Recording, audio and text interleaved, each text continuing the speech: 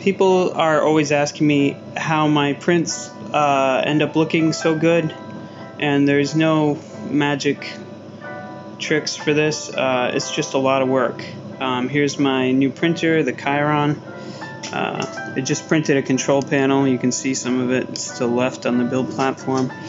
And I went to print some more parts, and the extruder is blown out. The bearings, they suck, so they are ruined. So I had to order a new extruder.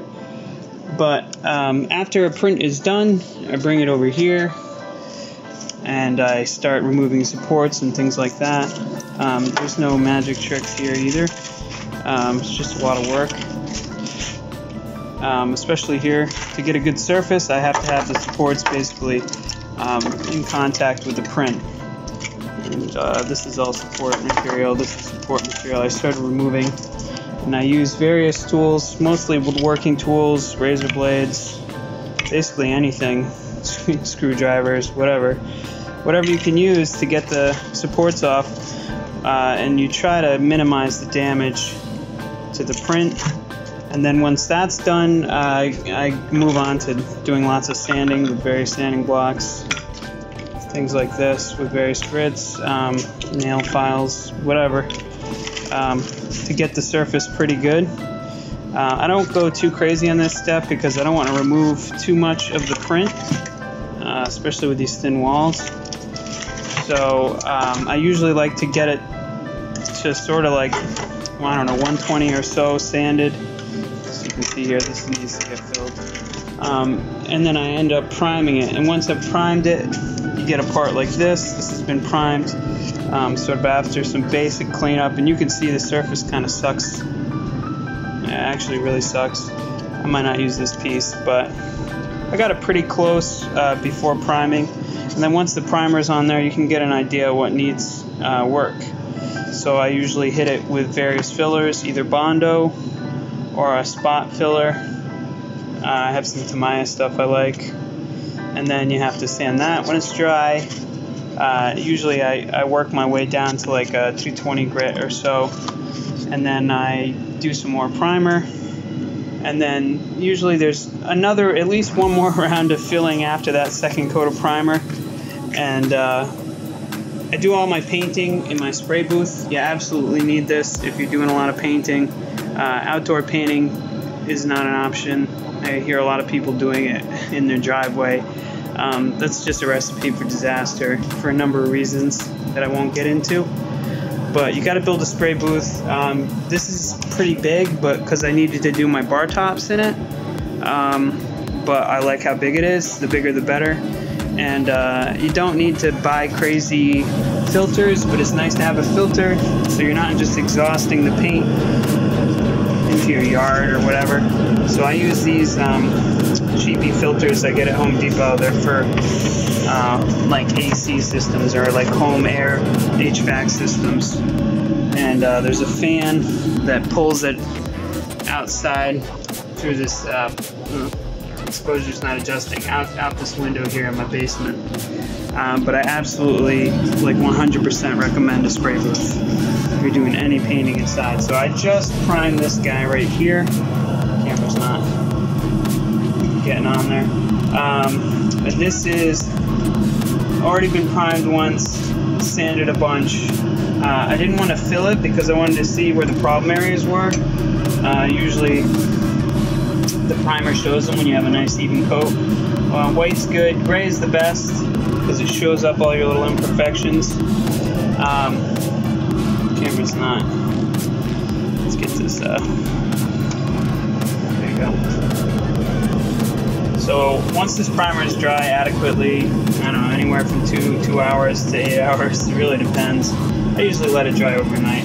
You can see an area right there. Let's get this into the light. That needs a fill. And there's little areas here and there because, you know, again, I don't want to go crazy sanding into the print because then, you know, you're taking away too much material. You might burn through the wall of the print. So when this is done, I'm going to probably do a light sand, just a light sand, and the low spots will show up once you sand it, because they'll be darker than the high spots, which will be lighter from sanding.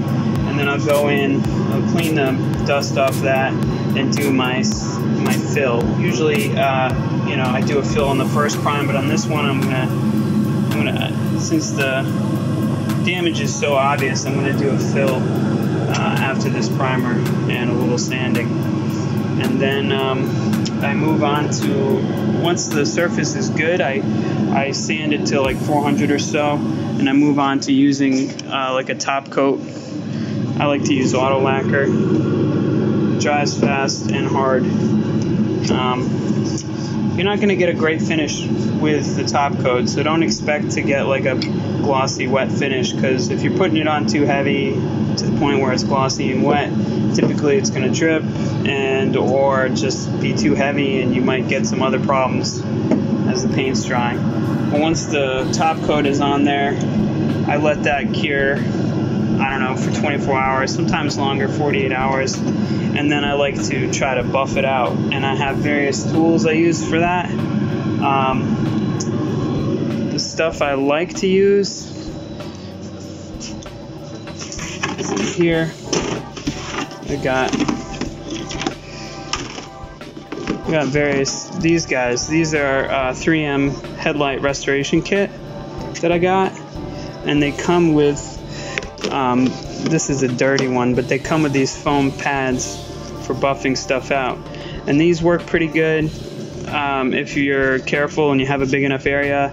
Sometimes I like to use these, but you use this in conjunction with like a rubbing compound. And I don't know where it is, but I have a rubbing compound over here. This is the stuff I like to use. It was expensive, this 3M shit. This works good.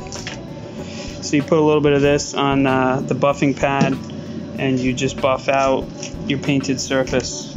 But like I said, you got to be careful with this, because if the paint is not totally cured, you end up doing more damage, and just like the paint gets soft and then it's a mess.